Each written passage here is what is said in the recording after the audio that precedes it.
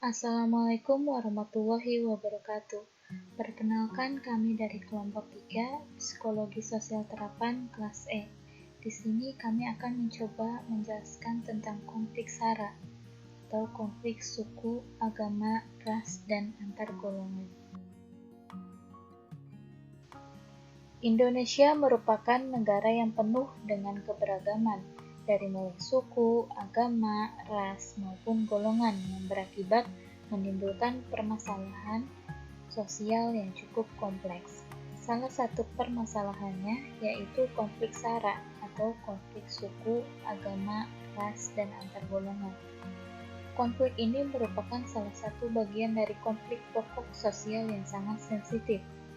Konflik SARA yang akan kami bahas dalam kesempatan ini yaitu yang terjadi di Sampit pada tahun 2001. Judul yang akan kami bahas yaitu Prasangka, Konflik, dan Perdamaian. Mengapa muncul konflik SARA antara suku Dayak dan Madura pada tragedi Sampit 2001?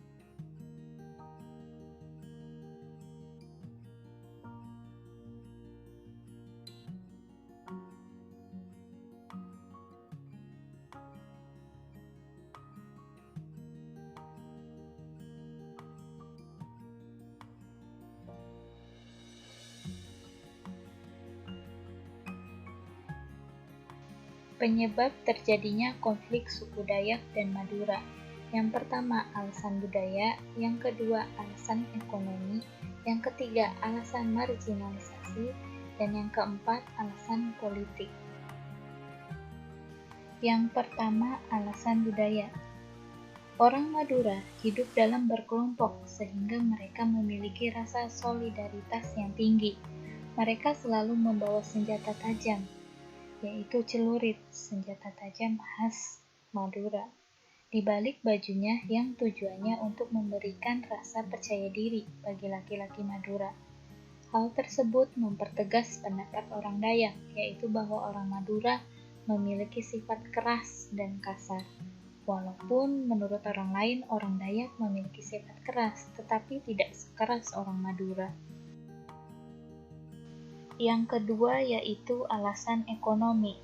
Keadaan geologis di Pulau Madura berupa batuan kapur dan mergel sehingga tumbuh-tumbuhan tidak dapat hidup, sehingga mereka tidak bisa memenuhi kebutuhan hidup mereka sehari-hari.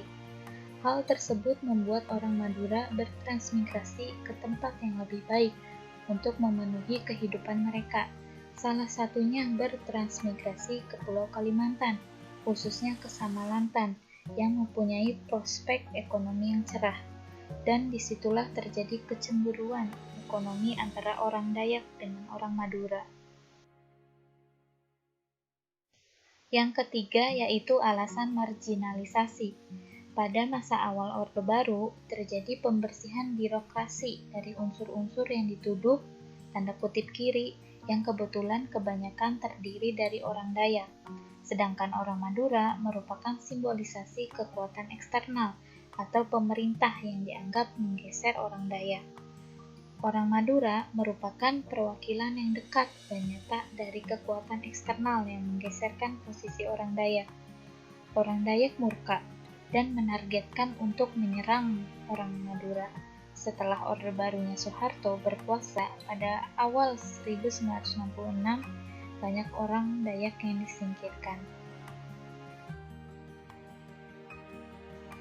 Yang keempat yaitu alasan politik. Salah satu penyebab perselisihan antara orang Dayak dengan orang Madura yaitu melalui campur tangan pihak ketiga, seperti pegawai pemerintah, wartawan, dan partai politik. Karena orang Dayak memiliki masalah dengan orang Madura, sehingga tidak ada lagi sanggahan dari pihak orang Dayak jika mereka dituduh sebagai pelaku konflik tersebut. Hal tersebut membuat posisi di kursi pemerintahan menjadi kosong, sehingga kemudian diduduki oleh orang-orang pendatang. Beberapa insiden yang menjadi penyebab konflik Sampit. Tahun 1972, seorang gadis Dayak diperkosa oleh pemuda Madura. Tahun 1982 terjadi tindakan pembunuhan oleh orang Madura terhadap orang Dayak. Tahun 1996 di Palangkaraya seorang gadis Dayak diperkosa dan dibunuh oleh pemuda Madura di bioskop Panala. Tahun 1997, dua orang pemuda Dayak dikeroyok oleh sekumpulan pemuda Madura hingga menyebabkan kematian. Tahun 2000, seorang pemuda Dayak kembali menjadi korban aksi kejahatan seorang preman Madura. Tindakan anarkis dan luapan emosi etnis Madura dengan sasaran etnis Dayak yang ada di Kota Sampit inilah yang pada akhirnya memancing solidaritas etnis Dayak dari berbagai penjuru pelosok Kalimantan Tengah berhamburan menuju Kota Sampit. Pada Februari 2001, konflik Sampit pun pecah. Konflik yang awalnya bermula di Kota Sampit kemudian meluas hingga ke seluruh wilayah provinsi di Kalimantan Tengah. Konflik ini menyebabkan lebih dari 500 orang meninggal dunia.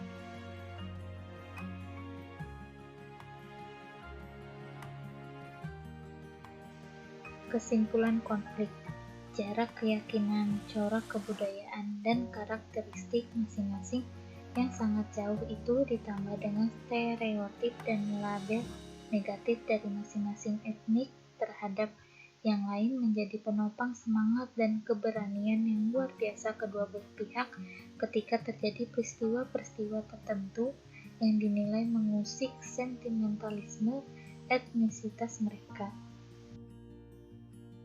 Penyelesaian konflik yang telah dilakukan dalam kesepakatan tokoh-tokoh masyarakat Kalimantan Tengah pada 17 Maret 2001, dikatakan bahwa masyarakat Kalimantan Tengah pada dasarnya menginginkan agar warga etnik Madura yang kini berada di pengungsian direlokasikan ke tempat lain di luar wilayah Kalimantan Tengah yang diatur sepenuhnya oleh pemerintah pusat.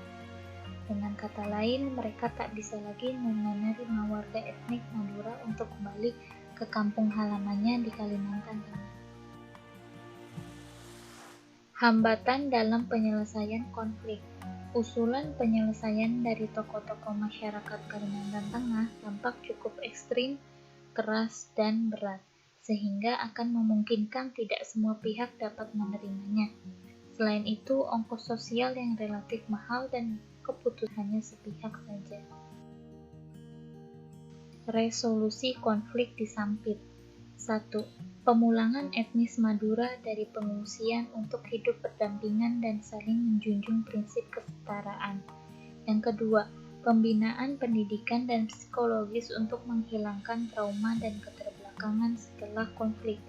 Yang ketiga, penataan pemukiman dan menghindarkan pemukiman bergerombol berdasarkan etnis tertentu.